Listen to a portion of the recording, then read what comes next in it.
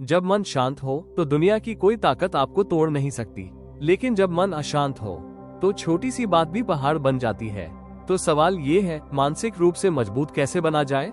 आइए सुनते हैं एक दुर्लभ और प्रेरणादायक कथा गौतम बुद्ध के एक ऐसे शिष्य की जिसने अपने भीतर के तूफान को साध लिया। बहुत समय पहले की बात है। गौतम बुद्ध अपने शिष्यों के साथ एक गहन वन क्षेत्र में ठहरे हुए थे। वहीं एक नवयुवक आया जिसकी आंखों में बेचैनी थी और मन में सवाल। उसका नाम था अनिरुद्ध। अनिरुद्ध ने बुद्ध से पूछा, भगवान, मैं मजबूत बनना चाहता हूँ। दुनिया की ठोकरों से टूटता नहीं, टिकता रहूं। पर मेरे अंदर बहुत डर है, बहुत गुस्सा है, क्या करूं? बुद्ध मुस्कुराए। उन्होंने एक गहरी सांस ली और बोले, अनिरुद्ध, चलो आज से तुम मेरी एक परीक्षा में भाग लो। अगर तुम 3 दिनों तक बिना शिकायत किए मेरी हर बात मानोगे तो तुम्हें जवाब मिल जाएगा। बुद्ध ने कहा, पहली शर्त यह है, 3 दिन तक मौन रहो। कोई बात नहीं करोगे, सिर्फ देखोगे और समझोगे। अनिरुद्ध ने सिर हिलाया। पहले दिन उसे बहुत कठिनाई हुई। मन बार बार बोलने को मचल रहा था।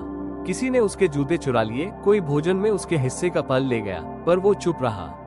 3 दिन बाद बुद्ध बोले, कैसा रहा अनुभव? अनिरुद्ध, शुरू में गुस्सा आया, पर फिर लगा जब मैं कुछ कह ही नहीं सकता तो गुस्सा करके क्या होगा? तब चुप रहना सरल हो गया। बुद्ध मुस्कुराए और बोले, यही पहला सबक है। जब तुम बोल नहीं सकते तब मन शांत होता है, और जब मन शांत होता है तभी सही निर्णय संभव होता है। बुद्ध ने कहा, अब तुम जंगल के उस छोर पर जाओ जहाँ कोई नहीं रहता। 7 दिन अकेले रहो, कोई संवाद नहीं, कोई साथी नहीं, बस खुद के साथ। अनिरुद्ध वहां गया। पहले 2 दिन उसे बेचैनी हुई, डर, चिंता, बोरियत। लेकिन फिर वो पेड़ों की हरियाली, पक्षियों की ध्वनि और अपने मन की आवाज को सुनने लगा। 7वें दिन वापस लौटते हुए उसने कहा, मैंने अपने भीतर की आवाज सुनी जो पहले कभी नहीं सुनी थी। मैं खुद को समझने लगा। बुद्ध बोले, दूसरा सबक, मानसिक ताकत अकेले में पनपती है, शोर में नहीं। बुद्ध ने एक योजना बनाई।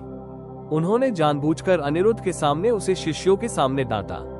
तुम्हारी समझ बहुत कमजोर है अनिरुद्ध, लगता है तुम अभी तक तैयार नहीं हुए। अनिरुद्ध ने कुछ नहीं कहा, चुपचाप सर झुका लिया। रात को बुद्ध ने पूछा, तुम्हें बुरा नहीं लगा?